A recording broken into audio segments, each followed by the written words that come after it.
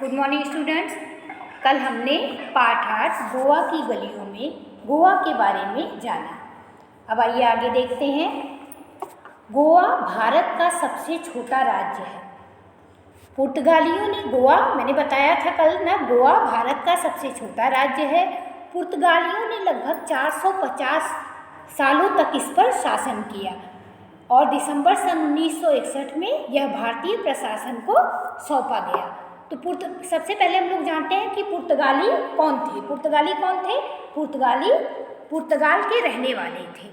ठीक है, पुर्तगाली जो है वो पुर्तगाल के रहने वाले थे और यह व्यापार के उद्देश्य से भारत में आए थे। सबसे पहले पुर्तगाली यात्री वास्को डी गामा आया था। उसके बाद दूसरे पुर्तगाली व्यापारी भी भारत आए। ये भारत में सूती कपड़ों, मसालों इत्यादि का व्यापार करने के लिए भारत में आए थे। अब इन्होंने कितने 450 सालों तक यहाँ पर शासन किया और दिसंबर सन 1961 में भारतीय प्रशासन का अर्थ है सरकार चलाने वाला, मतलब भारतीय प्रशासन को सौंप दिया गया यह। ठीक है, पहले इसे गोवा वेल्ला कहा जाता था। पुर्तगाली इसे किस नाम से जानते थे? गोवा वेल्ला कहा जाता था। बाद में इसका नाम गोवा पड़ा। उससे भी पहले इसे कोंकण काशी के नाम से भी जाना जाता था। यहाँ यूरोपीय संस्कृति का प्रभाव महसूस होता है। गोवा मैंने बताया था कि अपने समुद्र तटों, गिरजाघर जहाँ ईसाई लोग उपासना करते हैं, ईसाइयों का पूजा गृह को गिरजाघर कहते हैं, और अभ्यारण्यों मतलब जहाँ पशु पक्षियों का संरक्षण होता है, जहाँ उनके रखरखाव के लिए ध्यान दिया जाता है, रखरखाव जहाँ उनका किया जाता है उसे क्या कहते हैं? अभ्यारण्यों के लिए दुनिया भर में जाना जाता है। तो अभी आप लोगों ने समझा कि गोवा भारत का सबसे छोटा राज्य है। पुर्तगाली के बारे में आप लोगों पुर्तगाली कौन थे उनके बारे में जाना, कैसे पहले उन्होंने 450 सालों तक शासन किया, बाद में जो है भारतीय प्रशासन को उन्होंने इस राज्य को, गोवा को सौंप दिया। उसे किस नाम से जाना जाता था? गोवा वेल्ला, गोवा फिर पड़ा, फिर कोंकण काशी नाम से जाना गया। ठीक है, वो किस लिए जाना जाता था, क्या विशेषता थी गोवा की? समुद्र तटों, गिरजाघरों और अभ्यारण्यों के लिए दुनिया भर में वह जाना जाता है। अब देखिए, वर्षा ऋतु में गोवा बहुत ही खूबसूरत, बहुत ही अच्छा लगता है। यहाँ छोटे छोटे लगभग 40 समुद्र तट हैं। सागर की ओर झुके हुए नारियल के वृक्षों की शोभा गोवा के समुद्र तटों की पहचान है। सागर किसे कहते हैं? सागर या समुद्र, सागर को हम समुद्र भी कहते हैं। इसमें जो है अथाह जल राशि होती है, मतलब जल का भंडार हम इसको कह सकते हैं। ठीक है, इसका पानी बहुत खारा होता है। ठीक है, सागर की ओर झुके हुए नारियल के वृक्षों की शोभा गोवा के समुद्र तटों की पहचान है। यहाँ है पणजी, कलंगुट बीच, बागा बीच, मीरामार बीच, अंजुना बीच आदि अनेक समुद्र तट हैं। तो पणजी, सबसे पहले हम लोग पणजी के बारे में जानते हैं। पणजी जो है क्या है? देखिए बेटा, पणजी जो है वो गोवा राज्य की राजधानी है। पणजी क्या है? गोवा राज्य की राजधानी है। इस शहर को पंजिम के नाम से भी जाना जाता है। पंजिम, पणजी को हम लोग, इस शहर को हम लोग पंजिम के नाम से भी जानते हैं। यह मंडोवी नदी के दक्षिणी किनारे पर स्थित है।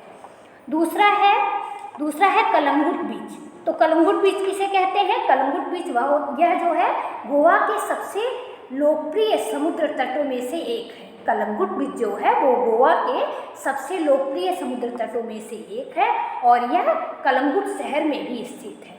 यह उत्तरी गोवा का सबसे बड़ा समुद्री तट है। यह नवंबर और दिसंबर के महीने में पर्यटक जो है इसको देखने के लिए जाते हैं। गोवा की राजधानी पणजी से मात्र यह 13 किलोमीटर दूरी पर है। ठीक है, अब है तीसरा क्या है? बागा बीच। बागा बीच क्या है? बागा बीच आप लोगों ने भी देखा ना, बागा बीच जो है उसे कहते हैं, देखिए, भारत में गोवा राज्य के उत्तरी क्षेत्र में पणजी से 30 किलोमीटर की दूरी पर कलंगुट समुद्र के करीब स्थित है। यह बागा बीच का नाम बागा क्रीक के नाम पर रखा गया है, जो कि अरब सागर होकर बहती है। ठीक है। बागा बीच अपने डिजाइनर स्टोर्स के अलावा स्ट्रीट साइड बाज़ारों के लिए प्रसिद्ध है। अब है मीरामार बीच। मीरामार बीच क्या है? मीरामार इसका जो है पुर्तगाली भाषा में इसका अर्थ है समुद्र को निहारना। मीरामार का अर्थ है पुर्तगाली में समुद्र को निहारना, और यहाँ से अरब सागर का अद्भुत और खूबसूरत नज़ारा देखने को मिलता है। स्थान की दृष्टि से गोवा का यह सबसे अच्छा जो है मीरामार जो है ये सबसे अच्छा स्थान है। राजधानी पणजी से ये केवल 3 किलोमीटर की दूरी पर है। अब है अंजुना बीच। अंजुना बीच क्या है? अंजुना बीच जो है यह लगभग 2 किलोमीटर के क्षेत्र में विभिन्न गतिविधियों के लिए जैसे कैफ़े, कॉफ़ी शॉप, समुद्र तट बार, गेस्ट हाउस उसी के लिए ये प्रसिद्ध है।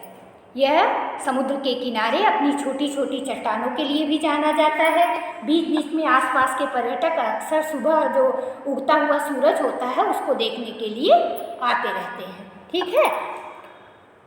बैतूल के समुद्र तट में 2 नदियाँ, बैतूल एक जगह का नाम है, बैतूल के समुद्र तट में 2 नदियाँ इधर उधर से आकर मिलती हैं, जिससे यहाँ विशेष खिंचाव, आकर्षण में खिंचाव पैदा हो जाता है।